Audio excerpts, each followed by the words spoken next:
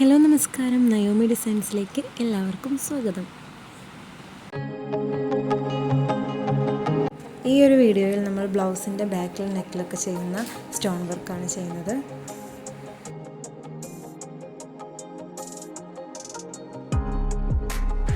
ബ്ലൗസിൻ്റെ ബാക്കിൽ 2 ലെയറായിട്ട് സ്റ്റോൺ വർക്ക് ചെയ്യുകയാണ്. ആദ്യത്തെ ലെയർ നമ്മൾ ചെയ്തുകൊണ്ടിരിക്കുകയാണ്.